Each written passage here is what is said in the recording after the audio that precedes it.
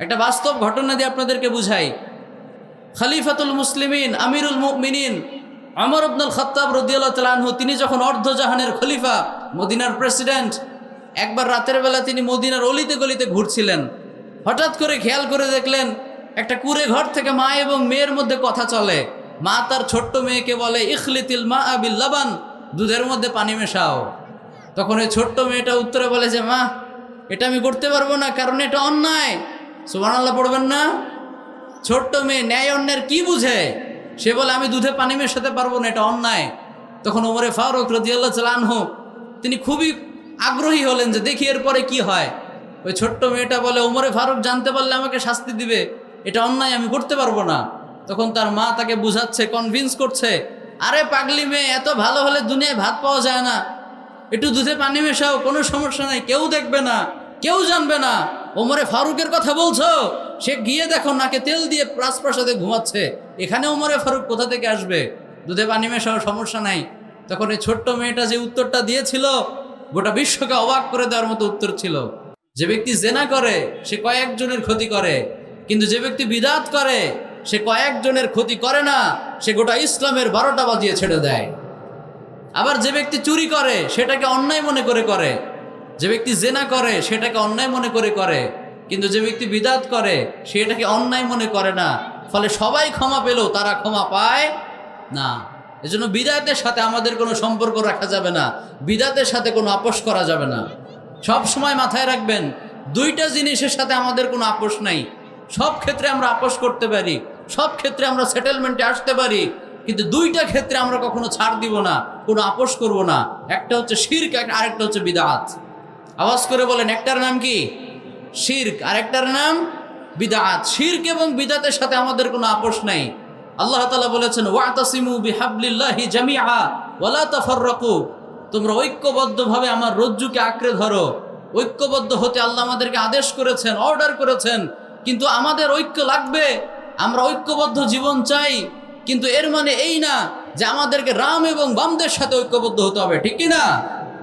ঐক্যবদ্ধ আমরা সবাই হতে চাই, কিন্তু সেই ঐক্যটা অবশ্যই হতে হবে কোরআন এবং সুন্নাহর ভিত্তিতে।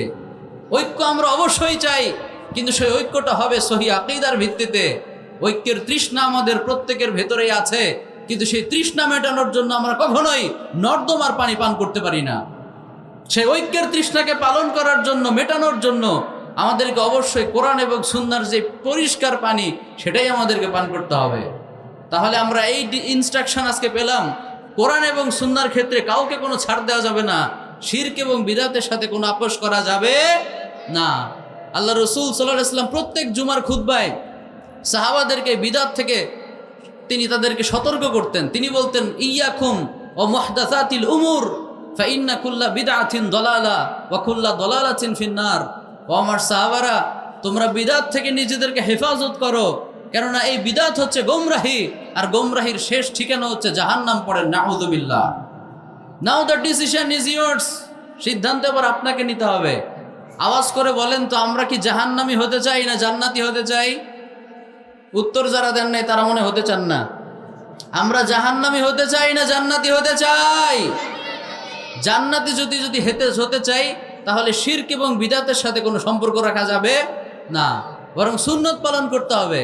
আপনি যদি সুন্নতের পাবন্দী হন, সুন্নতকে যদি মনে প্রাণে ধারণ করতে পারেন, তাহলে আপনি সাধারণ জান্নাতে না, স্বয়ং আল্লাহর রসুলের সাথে জান্নাতে থাকবেন। সুবহানাল্লাহ পড়েন। আল্লাহ রসুল বলেছেন, মান আহাব্বা সুন্নতি ফাকাদ আহাব্বানি ওয়া মান আহাব্বানি কানা মাই ফিল জান্নাহ। যে ব্যক্তি আমার সুন্নতকে ভালোবাসে সে আমাকেই ভালোবাসে, আর যে আমাকে ভালোবাসে সে আমি নবীর সাথে জান্নাতে থাকবে। আল্লাহু আকবার। তাহলে আমরা যদি জাহান্নামে না গিয়ে আল্লাহর নবীর সাথে জান্নাতে যেতে চাই, তাহলে আমাদের প্রথম করণীয় হচ্ছে আল্লাহ এবং তার রসুলের সামনে বেড়ে যাওয়া যাবে না। এটাই হলো আজকের প্রথম instruction. This is my first message to all of you today. আজকের প্রথম মেসেজ, প্রথম দিক নির্দেশনা, আল্লাহ এবং তার রসুলের সামনে বেড়ে যাওয়া যাবে না। আদেশটা করেছেন কে? এটা আওয়াজ করতে হবে, আদেশ করেছেন কে? 2 নম্বরে আল্লাহ আদেশ করেছেন ওয়াত্তাকুল্লাহ, মানে আল্লাহকে ভয় করো। সুবহানাল্লাহ পড়েন। আওয়াজ করে বলেন তো, আমরা ভয় করব কাকে? আপনারা কি শুনতেছেন? কথা বুঝতেছেন? আমরা ভয় করব কাকে? দুনিয়াতে যাদের সম্মান রয়েছে, আল্লাহ তাআলা যাদেরকে উঁচু পদে আসীন করেছেন, তাদেরকে আমরা সম্মান করব, রেসপেক্ট করব, কিন্তু তাদেরকে ভয় করা যাবে না। ভয় করব কাকে? কারণ আমরা ভালো করেই জানি মৃত্যুর ফয়সালা এই জমিনে হয় না, মৃত্যুর ফয়সালা হয় আসমানে। আর সেই ফয়সালা করেন একজন। আওয়াজ করে বলেন তিনি কে? এই মানুষের কোনো ক্ষমতা নেই। আছে নাকি ভাই? ক্ষমতা আছে? ওয়া খুলিকাল ইনসানু দাঈফা। আল্লাহ তাআলা মানুষকে খুবই দুর্বল করে সৃষ্টি করেছেন। আমরা মানুষেরা এতটাই দুর্বল যে আমরা মশার কামড় থেকে বাঁচার জন্য মশারির মধ্যে লুকাই। এতটাই দুর্বল আমরা দুর্বলের ঘরের দুর্বল। আমাদের কারো কোনো ক্ষমতা নাই, সকল ক্ষমতার মালিক কে? এজন্য আল্লাহ তাআলা বলেছেন ফালা তাখশাউহুম ওয়াখশাউনি ইন কুনতুম মুমিনিন। ইমানদার যদি নিজেকে দাবি করতে চাও তাদেরকে ভয় করো না, আমাকে ভয় করো। কারণ কোনো মানুষের ক্ষমতা নাই, সব ক্ষমতার মালিক আমি। সুবহানাল্লাহ পড়েন। আল্লাহ তাআলা ফেরাউনের মতো জালেম শাসককে পানির মধ্যে চুবিয়ে মেরে দিয়েছেন। আবু জাহাল, উতবা, শাইবা, ওয়ালিদ ইবনে মুগীরা, যাদের হুঙ্কার আর গর্জনে মক্কার জমিন থার থার করে কাঁপতো, তাদেরকে আল্লাহ তাআলা লাঞ্ছনাদায়ক মৃত্যু দিয়ে দুনিয়া থেকে বিদায় করে দিয়েছেন। কারো কোনো ক্ষমতা নাই, ক্ষমতার মালিক কে? সে আল্লাহকে আমাদের ভয় করতে হবে। প্রিয় ভাইয়েরা, আল্লাহকে ভয় করতে হবে। বিশ্বনবী বলেছেন ইত্তাকিল্লাহা হাইসুমা কুনতা। তুমি যেখানেই থাকো না কেন আল্লাহকে ভয় করো। কারণ সবার চোখকে ফাঁকি দেওয়া গেলেও আল্লাহর চোখকে ফাঁকি দেওয়া যায়? আল্লাহর চোখকে আপনি ফাঁকি দিতে পারবেন না। 24/7 দিনের 24 ঘন্টা, সপ্তাহের 7 দিন, সব সময় তিনি আপনাকে মনিটর করছেন। অন্ধকার রজনীতে, অন্ধকার ঘরের মধ্যে দরজা লাগিয়েও যদি আপনি কোনো অন্যায় করেন, কেউ না দেখলেও দেখে কে? পাহাড়ের চূড়ায় গিয়েও যদি কোনো অন্যায় করেন, কেউ না জানলেও জানবে কে? এই পৃথিবীতে সবচাইতে বড় সাগরের নাম হচ্ছে প্রশান্ত মহাসাগর। সেই প্রশান্ত মহাসাগরের সবচাইতে গভীরতম জায়গার নাম হচ্ছে মারিয়ানা ট্রেঞ্চ। ওই মারিয়ানা ট্রেঞ্চের মধ্যে গিয়েও যদি আপনি কোনো অন্যায় করেন, কেউ না জানলে সেটা জানবে কে?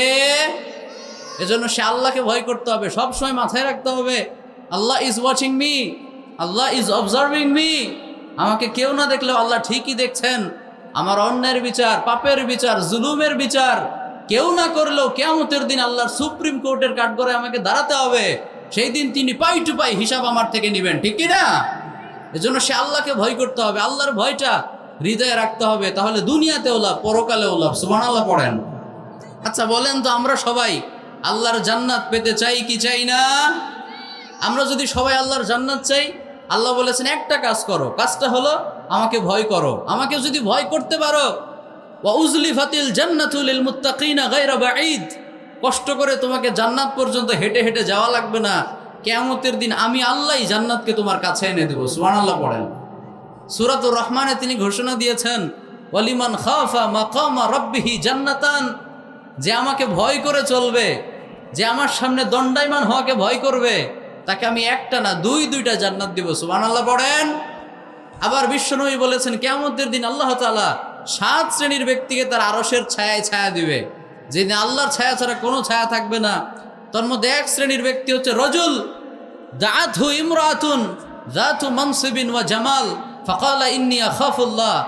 ওই মানুষকে আল্লাহ তাআলা সেদিন তার আরশের ছায়ায় ছায়া দিবে, যাকে কোনো সম্ভ্রান্ত ফ্যামিলির সুন্দরী নারী এসে খারাপ কাজের প্রপোজ করে, বলে আমার দিকে দেখো, আমি সুন্দরী, আমি অনন্যা, অপরূপা, প্রিয়ংবদা, সুহাসিনী, সুভাসিনী, সুকেশিনী, অসূর্যম পোষ্যা, মেঘ কালো কেশ আমার, কাজল কালো চুল, হরিণের মতো ডাগর ডাগর আমার দুটি চোখ, এদিকে তাকাও, এদিকে আসো, হাই চালাক, আসো একটু এনজয় করি। খারাপ কাজের প্রপোজ করে।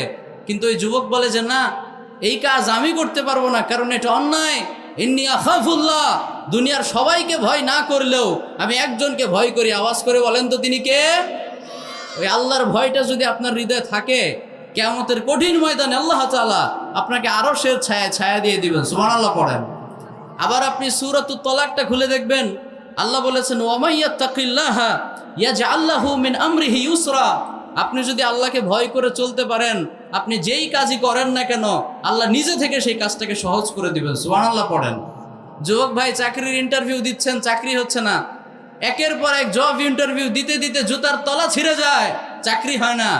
আল্লাহকে ভয় করে চলেন, সহজ করবে কে? চাকরি করতে মনে চায় না, বিজনেস করতে মনে চায়, এন্টারপ্রেনার হতে মনে চায়, উদ্যোক্তা, আল্লাহর সাথে এগ্রিমেন্টে আসেন যে আল্লাহ তুমি আমাকে সাহায্য করো, আমি যতদিন ব্যবসা করব কোনো দিন আমি জেনে শুনে কোনো মানুষকে ধোকা দেব না, যতদিন ব্যবসা করব আমি জেনে শুনে কোনো দিন কোনো হারাম পণ্য আমার ব্যবসায় তুলব না। এই ভয়টা যদি হৃদয়ে থাকে, আল্লাহ আপনার ব্যবসাকে নিজ দায়িত্বে সহজ করে দিবেন। সুবহানাল্লাহ পড়েন। শুধু তাই না, ওমাইয়াত্তাকিল্লাহা ইয়াজআল লাহু মাখরাজা। আপনি পৃথিবীতে যত বড় বিপদেই পড়েন না কেন, আপনার হৃদয়ে যদি আল্লাহর ভয় থাকে, আল্লাহ আপনাকে সেই বিপদ থেকে উদ্ধার করে দিবেন। সুবহানাল্লাহ পড়েন। ওয়া ইয়ারযুকহু মিন হাইথু লা ইয়াহতাসিব। এমন এমন জায়গা থেকে উনি আপনাকে রিজিক দিবে যেটা আপনি কোনোদিন কল্পনাও করতে পারেন নাই। একটা বাস্তব ঘটনা দিয়ে আপনাদেরকে বুঝাই। খলিফাতুল মুসলিমিন আমিরুল মুমিনিন ওমর ইবনুল খাত্তাব রাদিয়াল্লাহু তাআলা আনহু, তিনি যখন অর্ধজাহানের খলিফা, মদিনার প্রেসিডেন্ট, একবার রাতের বেলা তিনি মদিনার অলিতে গলিতে ঘুরছিলেন। হঠাৎ করে খেয়াল করে দেখলেন একটা কুঁড়ে ঘর থেকে মা এবং মেয়ের মধ্যে কথা চলে। মা তার ছোট্ট মেয়েকে বলে, ইখলিতিল মা বিল লাবান, দুধের মধ্যে পানি মেশাও। তখন ওই ছোট্ট মেয়েটা উত্তরে বলে যে, মা এটা আমি করতে পারবো না, কারণ এটা অন্যায়। সুবহানাল্লাহ পড়বেন না? ছোট্ট মেয়ে ন্যায় অন্যায়ের কি বুঝে? সে বলে আমি দুধে পানি মেশাতে পারবো না, এটা অন্যায়। তখন ওমরে ফারুক রাদিয়াল্লাহু তাআলা আনহু তিনি খুবই আগ্রহী হলেন যে দেখি এরপরে কি হয়। ওই ছোট্ট মেয়েটা বলে, ওমরে ফারুক জানতে পারলে আমাকে শাস্তি দিবে, এটা অন্যায়, আমি করতে পারবো না। তখন তার মা তাকে বুঝাচ্ছে, কনভিন্স করছে, আরে পাগলি মেয়ে, এত ভালো হলে দুনিয়ায় ভাত পাওয়া যায় না, একটু দুধে পানি মেশাও, কোনো সমস্যা নাই, কেউ দেখবে না, কেউ জানবে না। ওমরে ফারুকের কথা বলছো? সে গিয়ে দেখো নাকে তেল দিয়ে রাজপ্রাসাদে ঘুমাচ্ছে, এখানে ওমরে ফারুক কোথা থেকে আসবে? দুধে পানি মেশাও, সমস্যা নাই। তখন এই ছোট্ট মেয়েটা যে উত্তরটা দিয়েছিল, গোটা বিশ্বকে অবাক করে দেওয়ার মতো উত্তর ছিল। ওই ছোট্ট মেয়েটা উত্তর বলে, মা ইন কানা ওমর লা ইয়ালাম ফাইন্না ইলাহা ওমর ইয়ালাম। আমি ওমরের চোখকে হয়তো ফাঁকি দিতেও পারবো, কিন্তু আল্লাহর চোখকে ফাঁকি দিতে পারবো না। সুবহানাল্লাহ পড়বেন না? সবার শাস্তি থেকে আমি বাঁচতে পারবো, কিন্তু আল্লাহর সুপ্রিম কোর্টের কাঠগড়ায় আমাকে দাঁড়াতে হবে, সেই দিন তিনি অবশ্যই আমার বিচার করবেন। আল্লাহু আকবার। এই ছোট্ট মেয়েটার আল্লাহর এই ভয় দেখে ওমরে ফারুক রাদিয়াল্লাহু তাআলা আনহু এত বেশি ইমপ্রেসড হয়ে গেলেন যে তিনি নিজে দাঁড়িয়ে থেকে তার ছেলের সাথে ওই মেয়ের বিয়ের ব্যবস্থা করে দিলেন। সুবহানাল্লাহ। দেখেন, আল্লাহর ভয়ে সামান্য একটা অন্যায়কে ত্যাগ করার কারণে যদি আল্লাহ তাআলা ওই ছোট্ট একটা মেয়েকে কুঁড়ে ঘর থেকে টেনে তুলে রাজপ্রাসাদে নিতে পারে, ওই মর্যাদাহীন, বংশমর্যাদাহীন একটা মেয়েকে রাজ দরবারের পুত্রবধূ বানাতে পারে, তাহলে আমি আপনি যদি আল্লাহকে ভয় করে চলি, সেই আল্লাহ আমাদেরকেও দুনিয়া এবং আখেরাতে সম্মানিত করতে পারে কি পারে না? কারণ ওই আল্লাহ, যেই আল্লাহ তাকে কুঁড়ে ঘর থেকে রাজপ্রাসাদে নিয়েছে, ওই আল্লাহ আজও আছে না নাই? ওই আল্লাহর ক্ষমতা আজও আছে না নাই? এজন্য আল্লাহকে ভয় করে চলতে হবে। আল্লাহকে ভয় করে যদি আমরা চলি, কোনো লস নাই, আছে শুধু লাভ।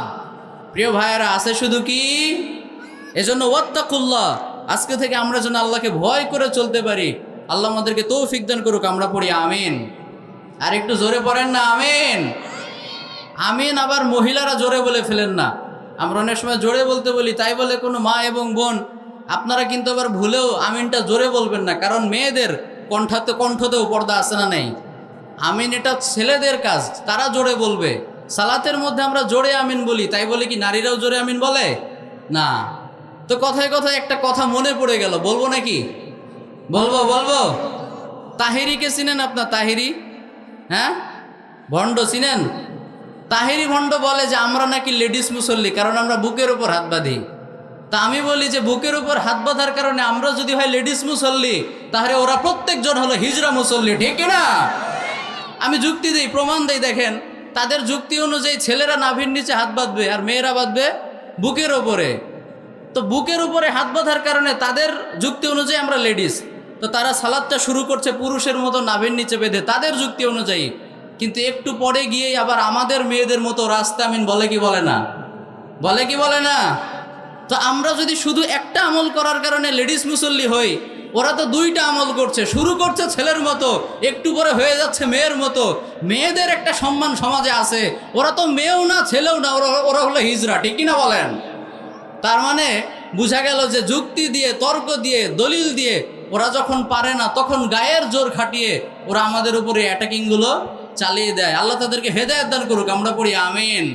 আমি দোয়া করি ওই ভণ্ড যেন কখনো আমাদের শেখ আব্দুর রাজ্জাক বিন ইউসুফের সামনে না পড়ে যায়। আব্দুল্লাহ ভাইয়ের সামনে না পড়ে যায়, ব্রাদার রাহুল ভাইয়ের সামনে না পড়ে যায়, একবার যদি পড়ে যায় হয়তোবা উলঙ্গ হয়ে রাস্তা ছাড়া লাগতে পারে, যাওয়ার সময় কাপড়টাও নিতে পারবে না, ঠিক না? কারণ আহলে হাদিসদের সাথে তর্ক করতে গেলে, বাহাস করতে গেলে ওই গায়ের জোর দিয়ে করা যায় না, দলিল এবং কোরআন সুন্নাহর আয়াতের দরকার আছে না নাই? তাহলে আমরা একটু জোরে সোরে আমিন বলবো ইনশাআল্লাহ।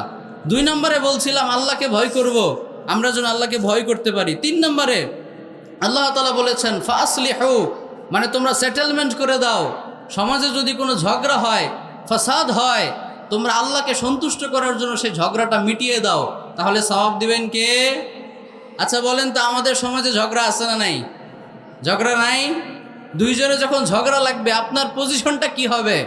আল্লাহ বললেন ফাসলিহু, দাঁড়িয়ে দাঁড়িয়ে ঝগড়া করতে দেখো না, ঝগড়া করা দেখলে হাতে তালি দিও না, ঝগড়াটা আরও বেড়ে যাক এটা কামনা করো না, বরং আমাকে সন্তুষ্ট করার জন্য ঝগড়াটা মিটিয়ে দাও, আমি তোমাকে ভালোবাসবো। সুবহানাল্লাহ পড়েন। অনেক সময় দেখবেন যুবক ভাইদের কাছে একজন যদি এসে বলে, ভাই দোস্ত অমুক তো তোর সাথে ঝগড়া করতে চাই, তুই কি করবি? এখন কি আপনিও ঝগড়া করতে যাবেন? না। অনেক সময় এরকমও হয়, দুইজনে মুখে কথা কাটাকাটি চলে, পাশ থেকে একজন এসে বলে, কিরে হাত থাকতে মুখে কি লাগা? আরে আমি আসি তো লাগা, দলবলকে খবর দিচ্ছি, কোনো সমস্যা নাই। এরকম আছে না নাই? এরকম করা যাবে না। যতটুকু সম্ভব ঝগড়াকে মিনিমাইজ করার চেষ্টা করতে হবে, ঝগড়াকে মিটিয়ে দেওয়ার চেষ্টা করতে হবে। নতুন করে কোনো ঝগড়া লাগানো যাবে? আমাদের যিনি রোল মডেল বিশ্বনবী মুহাম্মদুর রাসূলুল্লাহ সাল্লাল্লাহু আলাইহি সাল্লাম, উনি কি তার 63 বছরের জিন্দেগিতে একটি বারের জন্য ঝগড়া লাগিয়েছেন? কথা বলতে হবে ভাইয়েরা, ঝগড়া লাগিয়েছেন? সব সময় তিনি চেষ্টা করতেন কি করে ঝগড়াকে মিনিমাইজ করা যায়, কি করে ঝগড়াকে মিটিয়ে দেওয়া যায়। আল্লাহ রসুল সাল্লাল্লাহু আলাইহি সাল্লামের একটা ছোট্ট ডায়লগের কথা সহিহ বুখারীতে এসেছে, বাবু কাউলিল ইমাম লি আসহাবি ইযহাবু বিনা নুসলিহ বাইনাহুম। আল্লাহ বলেছেন ওয়ালা তাহিনু ওয়ালা তাহজানু ওয়া আনতুমুল আ'লাউনা ইন কুনতুম মুমিনিন। Never lose hope, don't be frustrated, হতাশ হয়েও না, নিরাশ হয়েও না, হাল ছেড়ে দিও না। তোমাদের ঈমান যদি ঠিক থাকে তোমরাই বিজয়ী হবে। সুবহানাল্লাহ পড়েন। বিশ্বনবী বলেছেন ইন্নাল্লাহা জাওয়ালিয়াল আরদা ফারাআইতু মাশারিকাহা ওয়া মাগারিবাহা। আল্লাহ পুরো পৃথিবীটাকে আমাকে ফুটবলের সাইজ করে গোলাকার আকৃতিতে দেখিয়েছেন, আমি এর পূর্ব পশ্চিম উত্তর দক্ষিণ পুরোটা দেখেছি। ওয়া ইন্না উম্মতি সায়াবলুগু মুলকুহা মা যুবিয়া মিনহা। আল্লাহ পুরো পৃথিবীর পুরোটাই আমাকে দেখিয়েছেন, আর আমার উম্মত পুরোটারই নেতৃত্ব পেয়ে যাবে। আল্লাহু আকবার। তাহলে আল্লাহ বললেন আমরা জিতবো, আমার রসুল বললেন আমরা জিতবো। ইন্টারেস্টিং বিষয় হচ্ছে এখন অমুসলিমরাও স্বীকার করছে যে মুসলিমরাই জয়ী হবে। সুবহানাল্লাহ পড়েন। স্যামুয়েল ফিলিপস হান্টিংটন, তিনি পলিটিক্যাল বিষয়গুলো নিয়ে ঘাটাঘাটি করেন, একজন অমুসলিম ব্যক্তি, অনেক বিখ্যাত। গুগলে সার্চ করবেন স্যামুয়েল ফিলিপস হান্টিংটন, ওনার একটা বই আছে, নাম হচ্ছে দ্য ক্ল্যাশ অফ সিভিলাইজেশনস, সভ্যতার সংঘাত। যুবক ভাইয়েরা সময় নিয়ে একটু পড়ার চেষ্টা করবেন। সেখানে তিনি বলেছেন অনেক ধর্মই পৃথিবীতে ক্ষমতা পেয়েছে, আবার ক্ষমতা হারিয়ে ফেলেছে। অনেক ধর্মই ক্ষমতার চেয়ারে বসেছে, আবার সেখান থেকে ছিটকে পড়েছে। কিন্তু সর্বশেষ যেই ধর্মটা গোটা বিশ্বকে ডমিনেট করবে, গোটা বিশ্বে তাদের আধিপত্য বিস্তার করবে, সেই ধর্মের নাম হলো ইসলাম। শত চেষ্টা করেও এই ইসলামের অগ্রগতিকে কেউ থামাতে পারবে না। পড়েন সুবহানাল্লাহ। গোটা বিশ্বে এখন তাই হচ্ছে। গুগলে সার্চ করলে দেখবেন দৈনিক অসংখ্য পরিমাণে অমুসলিম কালেমা পড়ে মুসলমান হয়ে যাচ্ছে। সুবহানাল্লাহ পড়েন। ওয়েস্টার্ন কান্ট্রিগুলোতে খ্রিস্টানদের যে গির্জা, চার্চ, এগুলো আলহামদুলিল্লাহ আল্লাহর মেহেরবানিতে এখন মসজিদে পরিণত হচ্ছে। কারণ খেয়াল করে দেখেন, আমরা মসজিদে যাই ডেইলি, না হয় 2-1 দিন পর পর, অন্তত সপ্তাহে 1 দিন হাজিরাটা তো দিতে যাই। কি বলেন? অন্তত জুমার দিনে সপ্তাহে 1 দিন হাজিরাটা দিতে যাই। কিন্তু মাসের পর মাস চলে যায়, বছর খানিক পার হয়ে যায়, অনেক সময় দেখা যায় অনেক গির্জাতে কোনো মানুষ প্রার্থনা করার জন্য যায় না। তো খ্রিস্টানদের পাদ্রীরা বলে যে জনগণই যদি না আসে এই গির্জা দিয়ে করবোটা কি? এক কাজ করি, আমাদের চার্চটাকে আমরা বিক্রি করে দেই, ওখানকার স্থানীয় যে মুসলিমরা রয়েছে, লোকাল মুসলিম, ওদের কমিউনিটি আছে, ওরা মনে মনে বলে পাইসি কম দামে, কিনে নেই। সুবহানাল্লাহ পড়বেন না? কম দামে তারা ওই গির্জাগুলোকে ক্রয় করে নেয়, এরপর সুন্দর করে গির্জাটাকে পলিশ করে, একটা মিনার বসিয়ে দেয়, যেইখানটা ছিল শিরকের আতুর ঘর, যেইখানে সবাই বলতো ঈসা হচ্ছে আল্লাহর ছেলে, ওইখানেই আজকে ঘোষণা হয় আশহাদু আল্লা ইলাহা ইল্লাল্লাহ আমি দ্ব্যর্থহীন কণ্ঠে ঘোষণা দিয়ে বলি, আল্লাহর কোনো শরিক নাই, আল্লাহ এক এবং অদ্বিতীয়, তিনি হলেন সত্যিকারের মাবুদ। ঠিক কিনা? যেইখান ছিল শিরকের আতুর ঘর, সারাদিন শিরকি কর্মকাণ্ড হতো, ওইখানে আল্লাহর মেহেরবানিতে এখন কোরআনের ধ্বনি উচ্চারিত হয়, আল্লাহর একত্ববাদের ধ্বনি উচ্চারিত হয়। আবার এই যে দেখেন আজকের এই মাহফিলটা অ্যারেঞ্জ করেছে যুবক ভাইয়েরা, করেছে কারা? ইয়াংস্টাররা করেছে। এক সময়কার যুবক ছেলেপেলেগুলো যাত্রাপালার আয়োজন করত, গানের কনসার্টের আয়োজন করতো, ঠিক কিনা বলেন? কিন্তু আল্লাহর মেহেরবানিতে সময় পাল্টে গিয়েছে। ও তিলকাল আইয়ামু নুদাবিলুহা বাইনান নাস, এই মানুষের চাকাকে আল্লাহ আমাদের মাঝে ঘুরায়। একদিন সময় ছিল ওদের, এখন সময় ইসলামের। এই যুবক ছেলেপেলেগুলো এখন কনসার্টের আয়োজন না করে এখন কোরআনের মাহফিল আয়োজন করছে। আলহামদুলিল্লাহ পড়েন। আজকে খেয়াল করে দেখেন, কনসার্টগুলো ফাঁকা পড়ে থাকে, বিপিএল স্টেডিয়ামগুলো ফাঁকা পড়ে থাকে, কিন্তু আমাদের প্রিয় শেখ আব্দুর রাজ্জাক বিন ইউসুফ হাফিজাহুল্লাহ, আমাদের প্রিয় শেখ আব্দুল্লাহ বিন আব্দুর রাজ্জাক ভাই, আমাদের ব্রাদার রাহুল ভাই, আমাদের মুজাফফর বিন মুহসিন ওস্তাদজি, তাদের মাহফিলগুলোতে কোরআনের ময়দানে জায়গা দেওয়া যায় না। ঠিক না? ওগুলো ফাঁকা পড়ে থাকে, আর এগুলোতে চাপাচাপি হয়, ধাক্কাধাক্কি হয়, জায়গা দেওয়া যায় না। তো আল্লাহ যে কোরআনের এই জয় জয়কার দেখাচ্ছে, আলহামদুলিল্লাহ পড়েন। কোরআনের রাজ কায়েম হবেই। আমরা যেন নিজেরাই কোরআনটা পড়ি, বুঝি এবং কোরআনটাকে রাষ্ট্রীয়ভাবে কায়েম করার চেষ্টা করি। আল্লাহ কবুল করুক, আমরা পড়ি আমিন। তাহলে বিশ্বনবী তার এই 63 বছরের জীবদ্দশায় আমাদেরকে ইনসাফ করা শিখিয়েছেন, তার সাহাবারা আমাদেরকে ইনসাফ করা শিখিয়েছেন। ওমরে ফারুক রাদিয়াল্লাহু তাআলা আনহু, তিনি কত ইনসাফকারী, ন্যায় বিচার পরায়ণ শাসক ছিলেন। দেখেন, উনি যখন অর্ধজাহানের খলিফা, উনি যখন মদিনার প্রেসিডেন্ট, তখন প্রত্যেক রাতের বেলা মদিনার অলিতে গলিতে ঘুরে বেড়াতেন, ঘুরে ঘুরে খোঁজ খবর নিতেন কার কি সমস্যা। যেই লোকের আর্থিক সমস্যা থাকতো, পরের দিন বাইতুল মাল থেকে তাকে আর্থিকভাবে তিনি সহযোগিতা করে দিতেন। আল্লাহু আকবার।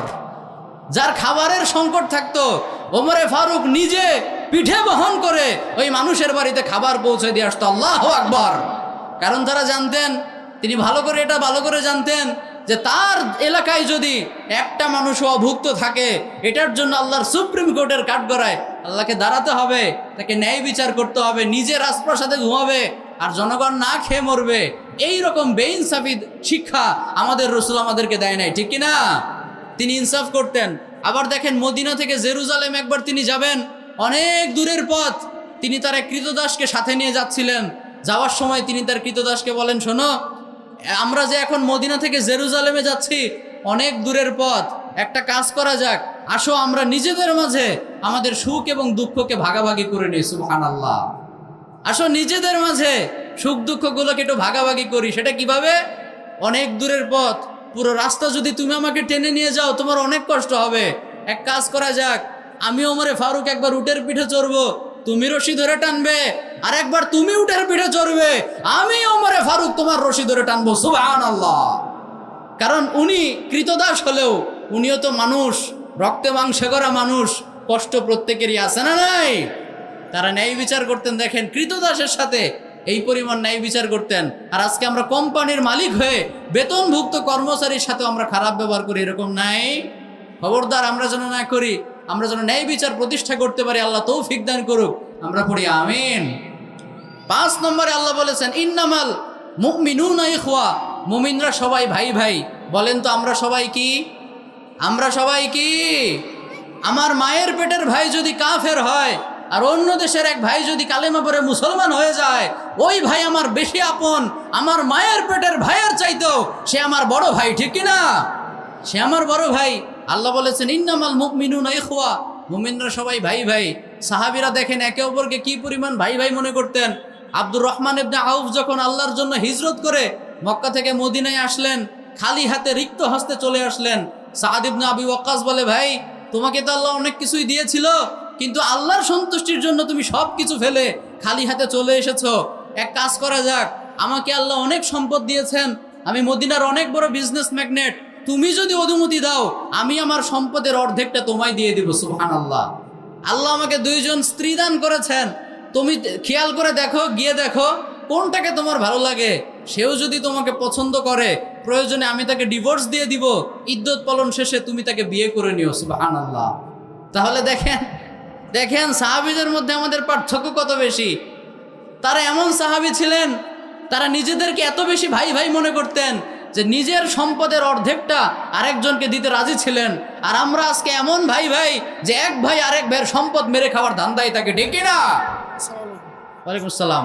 তারা এমন ভাই ছিলেন যারা আরেক ভাইয়ের খুশির জন্য, আরেক ভাইয়ের কল্যাণার্থে নিজের স্ত্রীকে পর্যন্ত ডিভোর্স দিতে রাজি ছিলেন, স্যাক্রিফাইস করতে রাজি ছিলেন। আর আজকে খেয়াল করে দেখেন আমাদের সমাজ, এক ভাই আরেক ভাইয়ের বউরে নিয়ে পালায় যায়। আছে না নাই? কত বেশি পার্থক্য দেখেন। খবরদার, ইন্নামাল মুমিনুনা ইখওয়া, আমরা মুমিনরা সবাই ভাই ভাই। যেই পড়েছে আশহাদু আল্লা ইলাহা ইল্লাল্লাহ ওয়া আন্না মুহাম্মাদুর রাসূলুল্লাহ, সে আমার ভাই, সে আমার মায়ের পেটের ভাইয়ের চেয়েও কাছের ভাই, ঠিক না বলেন? এজন্য ইন্নামাল মুমিনুনা ইখওয়ার শিক্ষা হচ্ছে আমরা সবাই ভাই। 5-6 নম্বরে আল্লাহ বললেন ওয়া আকসিতু, আল্লাহ বলেছেন লা ইয়াসখার কওমুম মিন কওম, খবরদার তোমরা একে অপরকে নিয়ে ঠাট্টা করো না।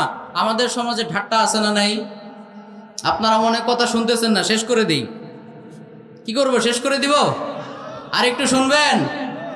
আব্দুল্লাহ ভাই তো অনেক ভালো ভালো কথা শোনাবেন, আমি একটু ছেটা ফাড়া কিছু কথা আপনাদেরকে বলতেছি, একটু মনোযোগ দিয়ে শুনেন, ইনশাল্লাহ লাভ হবে। আল্লাহ বলেছেন 6 নম্বরে লা ইয়াসখার কওমুম মিন কওম, খবরদার একে অন্যকে নিয়ে ঠাট্টা করো না। আওয়াজ করে বলেন তো আমাদের সমাজে ঠাট্টা আছে না নাই? একটা লোক যদি দেখতে কালো হয়, আমরা বলি তুই কালুর ঘরের কালু। দেখতে একটু চিকন, আমরা বলি তুই চিকনার ঘরের চিকনা। সুতা কিরমি, এরকম আছে না নাই? আবার যদি দেখেন কেউ একটু আর্থিকভাবে সমস্যাগ্রস্ত হয়, আমরা হলে বলি তুই রোহিঙ্গার ঘরের রোহিঙ্গা, বলে না? খবরদার, আমরা যেন কাউকে নিয়ে ঠাট্টা না করি, কারো আকৃতি, কারো প্রকৃতি, কারো গঠন নিয়ে আমরা যেন ঠাট্টা না করি। কারণ আমরা নিজের ইচ্ছায় এরকম হই নাই, আমাদেরকে এরকমভাবে সৃষ্টি করেছেন কে? যে কালো সে কি নিজের ইচ্ছায় কালো? যে মোটা সে কি নিজের ইচ্ছায় মোটা? ওয়াল্লাযী ইউসাব্বিরুকুম ফিল আরহামি কাইফা ইয়াশা, মায়ের পেটে থাকতেই আমরা কে কেমন হব, আমাদের আকৃতি, প্রকৃতি, গঠন সব কিছু ঠিক করে দিয়েছেন কে? এজন্য কাউকে নিয়ে ঠাট্টা করার অর্থ হচ্ছে, কোনো সৃষ্টিকে নিয়ে ঠাট্টা করার অর্থ হচ্ছে স্বয়ং আল্লাহকে নিয়ে ঠাট্টা করা। কারণ আমরা কেউ নিজের ইচ্ছায় এরকম হই নাই, আমাদেরকে এরকম বানিয়েছেন কে? এজন্য আমরা যেন কখনোই কাউকে নিয়ে ঠাট্টা না করি। মনে থাকবে তো ইনশাআল্লাহ? আপনি এটা সব সময় খেয়াল রাখবেন যে আপনি এমন অনেক কিছু পারেন যেটা আরেকজন পারে না, এটা যেমন ঠিক, তেমনি সেও তো এমন অনেক কিছু পারে যেটা আপনি করতে পারেন না, এটাও তো আবার ঠিক। কি বলেন? ব্লেড দিয়ে নখ কাটা যায়, তাই বলে কি গাছ কাটা যায়? আপনারা কি কোনোদিন ব্লেড দিয়ে গাছ কাটতে পারবেন? ব্লেড দিয়ে নখ কাটা যায়, গাছ কাটা যায় না। গাছ কাটার জন্য কুড়াল লাগে, তেমনি কুড়াল দিয়ে গাছ কাটা যায়, আবার নখ কাটা যায় না। তার মানে প্রত্যেকেরই একটা সম্মান আছে না নাই? প্রত্যেকেরই দাম আছে। Everyone is important according to their own capacity and capability. প্রত্যেকের নিজ নিজ জায়গায় থেকে সম্মান আছে। আমাকে দিয়ে যেটা হবে সেটা আপনাকে দিয়ে হয়তো হবে না, আবার আপনাকে দিয়ে যেটা হবে সেটা হয়তো আমার 14 গোষ্ঠীর কেউ করতে পারবে না, ঠিক কিনা বলেন? এজন্য কাউকে নিয়ে ঠাট্টা করব না। ঠাট্টা করার সবচেয়ে বড় কারণ আমরা নিজেকে অনেক বড় মনে করি। আসলে বলেন তো আমরা বড় না ছোট? ছোট বলতে আপনাদের লজ্জা লাগে না? আমরা বড় না ছোট? আমরা যে কত ছোট এটা নিয়ে ভাবলে আর কোনোদিন আপনার মনে অহংকার জায়গা নিতে পারবেন না। একটু সায়েন্টিফিকলি শেষ করে দিচ্ছি, একটু সায়েন্টিফিকলি বুঝাই যে আমরা কতটা ছোট। দেখেন, আমরা এই যে এখন শ্বাসকান্দর গ্রামের ছোট্ট একটা জায়গার ছোট্ট একটা প্যান্ডেলে বসে আছি না? সামান্য একটু জায়গা নিয়ে আপনি বসে আছেন। এরকম অনেকগুলো জায়গা মিলে আপনাদের শ্বাসকান্দর গ্রাম, আবার এই গ্রামের মতো কয়েকটা গ্রাম মিলে আপনাদের উপজেলা সৈয়দপুর, তাই না? এরকম কয়েকটা উপজেলা মিলে আমাদের সকলের প্রিয় জেলা নীলফামারী জেলা। এরকম মোট 64টা জেলা মিলে আমাদের সুজলা সুফলা শস্য শ্যামলা ডিজিটাল বাংলাদেশ বিশ্বের সবচাইতে বড় দেশ। কি বলেন? বাংলাদেশ সবচাইতে বড় না? তো এই ছোট্ট একটা দেশের ছোট্ট একটা জায়গার মালিক হয়ে আপনার পা যে জমিনে পড়ে না? বাংলাদেশ এটা তো 3rd ওয়ার্ল্ড কান্ট্রি, র্যাঙ্কিংয়ের দিক থেকে 3য় স্তরে। এমনও দেশ আছে ওই দেশের জনগণ বাংলাদেশের নামটাও শুনে নাই, আসা তো দূরের কথা। এত ছোট্ট দেশ। পাকিস্তান আমাদের চাইতে প্রায় 6 গুণ বড়। পার্শ্ববর্তী দেশ ইন্ডিয়া, প্রতিবেশী রাষ্ট্র, সে আমাদের চাইতে প্রায় 23 গুণ বড়। সৌদি আরব আমাদের চাইতে প্রায় 147 গুণ বড়। বিশ্বে একটা দেশ আছে রাশিয়া, আমাদের চাইতে প্রায় 200 গুণ বড়। এরকম প্রায় 195টা দেশ মিলে, প্রায় 195টা দেশ মিলে আমাদের এই পুরো পৃথিবীর মাত্র 30 ভাগ। মাত্র কত ভাগ? উত্তর নাই। মাত্র কত ভাগ? মাত্র 30 ভাগ, অনলি 30%। বাকি 70 ভাগ 70% শুধু পানি আর পানি, পানি আর পানি, ওগুলো নিয়ে আমাদের জানাশোনাই নেই। এই 70 এবং 30 পুরো 100 মিলে আমাদের এই বসুন্ধরা, আমাদের এই পৃথিবী। তার মানে মনে হচ্ছে সৌরজগতের সবচেয়ে বড় গ্রহ মনে হয় পৃথিবী, নাকি? হ্যাঁ, জুপিটার নামে একটা গ্রহ আছে, ওইটা আমাদের পৃথিবীর চাইতে 11 গুণ বড়। কত গুণ? যে সূর্যের আলোটাই প্রত্যেক দিন সকালবেলা আমাদের এই পৃথিবীটা আলোকিত হয়, সে সূর্যটা আমাদের এই পৃথিবীর চাইতে 13 লক্ষ গুণ বড়। তার মানে 13 লক্ষটা পৃথিবী ওই সূর্যের মধ্যে রাখার জায়গা আছে না নাই? তার মানে কি বলেন তো, ওই সূর্যই সবচেয়ে বড় নাকি? হ্যাঁ, আরো উপরে যান, আরো বড় পাবেন। সূর্যের পর আমাদের সবচেয়ে কাছের যেই তারা, সেটার নাম হচ্ছে প্রক্সিমা সেন্ট্রাই। এরকম অনেক আছে, আলফা সেন্ট্রাই এ, আলফা সেন্ট্রাই বি, ব্যাটেল জিওস নামে একটা তারা পাওয়া যায়, এটা ক্যারিনা নামে একটা তারা পাওয়া যায়। যেই সূর্যটা আমাদের পৃথিবীর চাইতে 13 লক্ষ গুণ বড়, মহাবিশ্বে এমনও তারাও আছে যেটা সূর্যের চাইতে কয়েক হাজার কোটি গুণ বড়। আল্লাহু আকবার! কয়েক হাজার কোটি গুণ বড়। তার মানে কি ওইটাই সবচেয়ে বড় নাকি ভাই? না, ওগুলোকেও খেয়ে ফেলতে পারে এমনও বড় বড় তারা মহাবিশ্বে আছে না নাই? এরকম অযুত লক্ষ নিযুত কোটি তারা মিলে আমাদের গ্যালাক্সি শেষ করে দিচ্ছি। একটু কোঅপারেট করেন। অযুত লক্ষ নিযুত কোটি তারা মিলে আমাদের গ্যালাক্সি। আমাদের গ্যালাক্সির নাম কি? হ্যাঁ যুবক ভাইরা, গ্যালাক্সির নাম কি? উত্তর নাই। কোরআন হাদিসও পড়ো না, বিজ্ঞানও পড়ো না, তাহলে করলাটা কি বলো? আমাদের গ্যালাক্সির নাম হচ্ছে মিল্কি ওয়ে। আমাদের গ্যালাক্সির পর আমাদের সবচেয়ে কাছের যে গ্যালাক্সি, সেটার নাম হচ্ছে অ্যান্ড্রোমেডা। এরকম হাজার হাজার কোটি কোটি গ্যালাক্সি মিলে আমাদের প্রথম আকাশের মহাশূন্য। প্রথম আকাশ না, প্রথম আকাশ আরো অনেক উপরে, যেখানে কিয়ামত পর্যন্ত নাসার বিজ্ঞানীরা বুঝতে পারবে। এরপর হচ্ছে দ্বিতীয় আকাশের মহাশূন্য, এরপরে দ্বিতীয় আকাশ, এভাবে 7 আকাশের মহাশূন্য, 7 আকাশ, আল্লাহর আরশ, আল্লাহর কুরসি, আল্লাহর জাত ও সত্তা। তো সেই তুলনায় আমি কি? আল্লাহর তুলনা তো অনেক দূরের কথা। এই পৃথিবীর তুলনায় বাংলাদেশ কতটুকু, এই নীলফামারী জেলা কতটুকু, সৈয়দপুর উপজেলা কতটুকু, আপনাদের এই গ্রাম কতটুকু, আর আপনি না খানদান কতটুকু? এই মহাবিশ্বের তুলনায় আমি তো নাই। আমি একটা গল্প শুনছিলাম, বলে শেষ করে দেই। এক লোক ব্যাংকে গিয়েছে ক্যাশ আউট করার জন্য 5,000, কয় হাজার? 5,000 টাকা ক্যাশ আউট করার জন্য গিয়েছে, সিরিয়ালে দাঁড়িয়ে আছে। তো খেয়াল করে দেখে তার সামনে এক লোক ক্যাশ আউট করতে গিয়েছে 50,000। তো উনি ওনার চেকবক্সে লিখেছে 50,000 টাকা মাত্র। সংখ্যাটা যতই বেশি হোক, শেষে কি লিখতে হয়? মাত্র লিখতে হয়, অনলি লিখতে হয়। তো ওই 50,000 টাকা মাত্র লেখা দেখে ওই লোকের মাথা গেছে ঘুরে, যে এই লোক যদি 50,000 মাত্র হয়, আমার 5,000 কি? অনেক ভেবে চিন্তে ক্যাশ বক্সটা ফিল আপ করেছে, ক্যাশ কাউন্টারের ম্যানেজারের হাতে দিয়েছে। ক্যাশ কাউন্টারের ম্যানেজার খেয়াল করে দেখে উনি লিখছে 5,000 টাকা নাই। ম্যানেজারে গেছে অবাক হয়ে, কিরে ভাই, এই ছোট্ট জীবনে কত ফিনান্সিয়াল ট্রানজ্যাকশন হ্যান্ডেল করলাম, টাকা পয়সার লেনদেন, কেউ তো এ ধরনের অবাক করা কথা লেখে না, আপনি লিখলেন কেন? এখন ওই লোক বলে, স্যার আসলে আমার কোনো দোষ নেই, আমার আগে একজন ক্যাশ আউট করেছে 50,000, উনি লিখেছে উনার চেক বক্সে 50,000 মাত্র। তা আমি মনে মনে ভাবলাম উনার 50,000 যদি হয় মাত্র, আমার 5,000 তো নাই। তো এই যে মহাবিশ্বের বিশাল বর্ণনা সংক্ষেপে আপনাদেরকে শোনালাম, ওই তুলনায় হিসাব করলে আমি আছি? আমি নাই। কত ক্ষুদ্র আমি, কত তুচ্ছ আমি, কতটা নগণ্য আমি, মাইক্রোস্কোপ মেশিন দিয়েও হয়তোবা আমাকে খুঁজে পাওয়া যাবে না। এই জন্য আমরা কখনোই যেন অহংকার না করি, অন্যকে নিয়ে ঠাট্টা না করি। মনে থাকবে তো ইনশাআল্লাহ? বাবা মায়েরা যারা শুনছেন, কখনোই সন্তানকে অবজ্ঞা করবেন না। আপনার সন্তান A+ পাই নাই তো কি হয়েছে? হতে পারে আল্লাহ আপনার সন্তানকে A+ পাওয়ার জন্য সৃষ্টি করে নাই, ওই A+ পাওয়া ছেলেগুলোকে তার আন্ডারে কাজ করানোর জন্য সৃষ্টি করেছে, ঠিক কি না?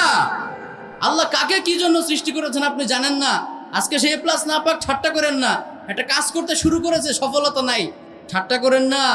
এই সময় সবসময় একরকম থাকে না, সময়কে পাল্টে ফেলে কে?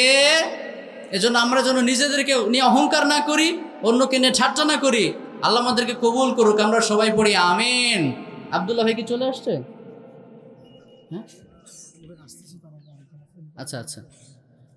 তো সম্মানিত সুধী, আমি আমার আলোচনার দীর্ঘায়িত করব না, আমাদের শায়েখ একটু আলোচনা করবেন, এরপর আমাদের সকলের প্রিয় শেখ আব্দুল্লাহ বিন আব্দুর রাজ্জাক ভাই আসবেন। আপনারা মনোযোগ দিয়ে সবাই শুনবেন তো ইনশাআল্লাহ। কয়েকদিন আগে আমি একটা আলোচনায় বলেছিলাম, শেখ আব্দুল্লাহ বিন আব্দুর রাজ্জাক হাফিজাহুল্লাহ ভাই, উনি শুধু আমাদের জন্য নেয়ামত না, গোটা মুসলিম উম্মার জন্য নেয়ামত, ঠিক কিনা বলেন? অনেক বড় বড় ইস্যু আছে যে ইস্যুগুলোতে সেলিব্রিটি বক্তারা মুখ খুলে না, কিন্তু প্রত্যেকটা প্রয়োজনে আমরা আব্দুল্লাহ ভাইকে দেখেছি উনি একেবারে অগ্রগামী সৈনিকের মতো সামনে বুক পেতে দাঁড়িয়ে যান, ঠিক কিনা বলেন? এজন্য এই ভাইকে আমরা যেন মূল্যায়ন করি। আল্লাহ রাব্বুল আলামিন যেন গোটা বিশ্বে ভাইয়ের খেদমতকে কবুল করেন, আমরা সবাই পড়ি আমিন। আল্লাহ যেন আমাদের প্রিয় ভাইকে ইমাম আহমদ বিন হাম্বল রাহিমাহুল্লাহর উত্তরসূরি হিসেবে কবুল করেন, ইমাম ইবনে তাইমিয়ার উত্তরসূরি হিসেবে কবুল করেন। আল্লাহ যেন আমাদের প্রিয় ভাইকে এ যুগের আলবানিয়া বানিয়ে দেন, আমরা সবাই পড়ি আমিন। আমি একবার সংক্ষেপে আমার পয়েন্টগুলো রিভাইজ করে শেষ করে দিচ্ছি, এটা বুঝলে পুরো আলোচনা বুঝে যাবেন। আমাকে উত্তর দিতে হবে। প্রথমেই বলেছি আল্লাহ এবং তার রসুলের সামনে বেড়ে যাওয়া যাবে? উত্তর নাই। বেড়ে যাওয়া যাবে? আমরা ভয় করব কাকে? আরেকটু জোরে শেষের ভাইরা, ভয় করব কাকে? আমাদের সমাজে যখন ঝগড়া লাগবে, এটা লাগবেই, ভেরি ন্যাচারাল, কিছু করার নেই। কিন্তু আমরা হাততালি দিব না, মজা নিব না, চেষ্টা করবো ঝগড়াটা কি করে মেটানো যায় ইনশাআল্লাহ। আমরা যে যেই পজিশনে আছি নিজ নিজ অবস্থান থেকে ইনসাফ করার দরকার আছে না নাই? ন্যায় বিচার করার দরকার আছে না নাই? সর্বশেষ বলেছে আমরা যেন নিজেকে বড় মনে না করি, আমরা যেন নিজেকে ছোট মনে করি, তাহলে আমাদের সম্মানকে বাড়িয়ে দিবে কে? আর আমরা যদি অহংকার করি, ফুলে ফেপে উঠতে চাই, আল্লাহ থাপ্পড় মেরে জমিনের মধ্যে গেড়ে দিবে, ঠিক না? এজন্য অহংকারের সাথে মুসলমানের কোনো সম্পর্ক থাকতে পারে না। আল্লাহ আমাদের সবাইকে কথাগুলো বুঝার এবং মানার তৌফিক দান করুক, আমরা পড়ি আমিন। এই সূরাতে আরো অনেক সুন্দর সুন্দর ইনস্ট্রাকশন আছে। এই কোরআনে আরো 113টা সূরাও তো বাদ আছে, ওটা আমিও শেষ করতে পারবো না, শেখও পারবে না, আমাদের প্রিয় ভাইও পারবে না, ওইটা আমরা নিজেরা শেষ করবো, আওয়াজ করে বলি ইনশাআল্লাহ। বিশেষ করে যুবক ভাইদেরকে আমি বলবো, মুরব্বী বাজান, ওনাদেরকে তো আর বলার দরকার নাই, ওনার নিজের তাগিদেই শেখার চেষ্টা করে। যারা এই যে ইয়াংস্টার মনে করতেছো এখন অনেক বছর বাঁচবো, আসলে কিন্তু মৃত্যুর কোনো গ্যারান্টি নাই, আছে নাকি? আছে, আছে।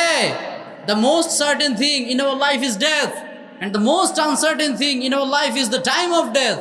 আমাদের জীবনের সবচেয়ে সুনিশ্চিত বিষয় মৃত্যু। মুসলিম, বৌদ্ধ, হিন্দু, খ্রিস্টান, আস্তিক, নাস্তিক সবাই স্বীকার করে মরতে হবেই, কিন্তু পাশাপাশি এটাও তো ঠিক আমরা কে কখন কোথায় চলে যাব, মারা যাব, আমরা কেউ বলতে পারি না। এজন্য যতদিন বাঁচবো এই কোরআনটা পড়বো, বুঝবো এবং সমাজে প্রতিষ্ঠা করার চেষ্টা করবো ইনশাআল্লাহ। এই কোরআনের cosmic symbols, natural ফিনোমেনা, scientific indications পড়লে অবাক হয়ে যাবা। Physics, chemistry, biology, geology, zoology, hydrology সব আলোচনায় কোরআনের মধ্যে আছে না নাই? কথা বলো, আছে না নাই? একেবারে পরিবার থেকে শুরু করে পার্লামেন্ট চালানোর ক্ষমতা এই কোরআনের আছে না নাই? আল্লাহ যেন এই কোরআনটাকে আমাদের বোঝার এবং মানার তৌফিক দান করেন, আমরা সবাই পড়ি আমিন। আল্লাহ রাব্বুল আলামিন যতটুকু কথা বলেছি সত্য, সঠিক, সুন্দর কথাগুলো আমাদেরকে মানার তৌফিক দান করুক, আমরা পড়ি আমিন। আমার অনিচ্ছা সত্ত্বেও আমি যদি কোনো মিস ইনফরমেশন, ভুল তথ্য দিয়ে থাকি, আল্লাহ আমাদের সবাইকে সেটা ভুলিয়ে দিক, আমরা পড়ি আমিন। হাদা মা ইনদি ওয়াল ইলমু ইনদাল্লাহ ওয়া সাল্লাল্লাহু তাআলা আলা নাবিয়িনা মুহাম্মদ সুবহানাকাল্লাহুম্মা বিহামদিক আশহাদু আল্লা ইলাহা ইল্লা আনতা আস্তাগফিরুকা ওয়া আতুবু ইলাইক। আসসালামু আলাইকুম ওয়া রাহমাতুল্লাহি ওয়া বারাকাতুহু।